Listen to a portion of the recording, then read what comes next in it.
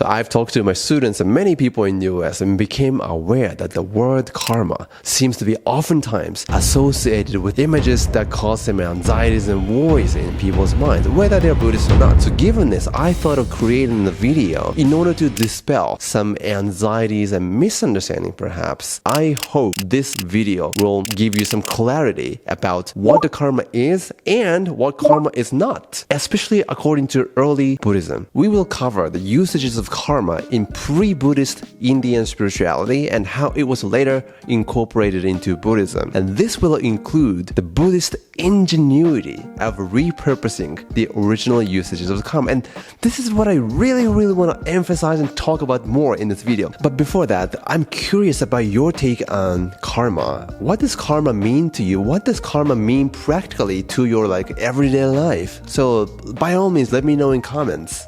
Who started to use karma first? This is perhaps a little bit surprising to you. Karma is not an invention of Buddhism. The word karma already appeared in the pre-Buddhist Indian text of Upanishads. So what's the etymology of karma? So karma is a Sanskrit word that means action or deed. But if you think about it, you know that your action always leads to some kind of consequences. For instance, what's the consequence, right? If I hit the drum, it leaves some consequences, right? It vibrates and travels through the air, and you hear it. And it doesn't stop there either, right? It leaves some impression in your mind. Oh, I like this sound. It's kind of soothing. I love it. It's relaxing. And your body relaxes.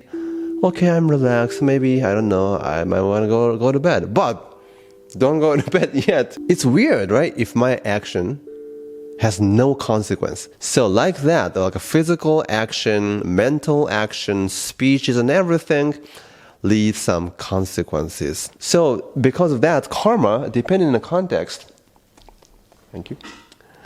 Depending on context, either means action or consequences of action. That's what karma means. But what is very important is who is the doer of this action?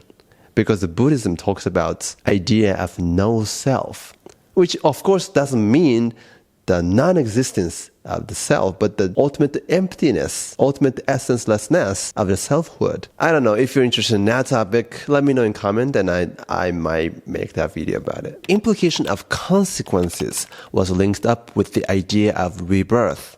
So that's why you oftentimes probably when you study Buddhism see both the word karma and rebirth at the same time. So in pre-Buddhist India, you already see that the actions you take in your present life have some residual force that lead into your future life. Oh my gosh, residual. This means that the next life you will undergo is oriented by what kind of good or evil actions or wholesome or unwholesome karmas you accumulate in your present life. And the Upanishads text, the goal of the worldview is to be liberated from this cycle of karmic rebirth. Karma is not a mysterious force that catches you, that chases you, that haunts you. No, it's not divine punishment. It is rather your action and their consequences. Buddhism adapts the idea of karma and rebirth not as a fate, not as predetermined destiny of your life.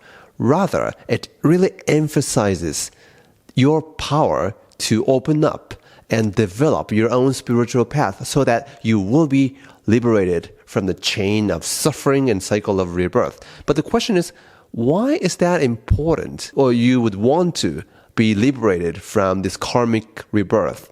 Don't you wonder? According to Buddhism, the world of rebirth is composed of conditional experiences. And conditional experiences, by definition, necessarily, they change, right? So everything is impermanent. But we have desire to control these conditional things like emotions, values, and people we don't like. But the reality of change and the fantasy of desire really don't get along with each other. And obviously, your death cannot even solve this problem, right? Because your life continues into your next life. But the problem is that people really enjoy this futile search and hunt for the fantasy of unchanging satisfaction. So that was the challenge of the Buddha, because his job was to awaken other people. But why did the Buddha ultimately decide to teach and transform people? I think that was because he had hope in humanity that we will understand and practice his teaching so that we can maximize our potential to liberate ourselves by our own action, karma, right? Karmic practice. So this is the great beauty of Buddhism. You perhaps may have some psychological traumas from the past, or you may be undergoing some difficulties right now, struggling with some kind of attachment or pain or something like that. Even before you have faith in Buddhism, Buddhism already started with having faith in you, in your success.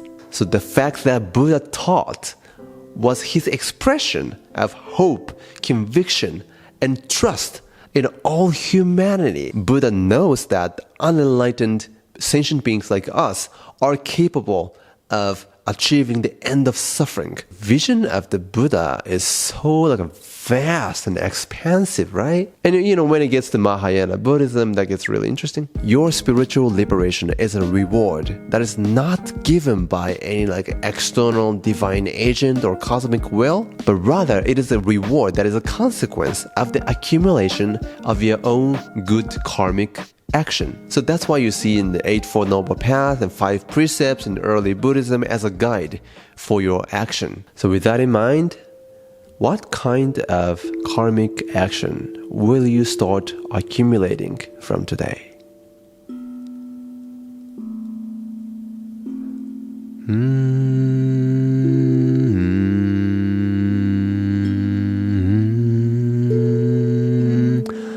Namu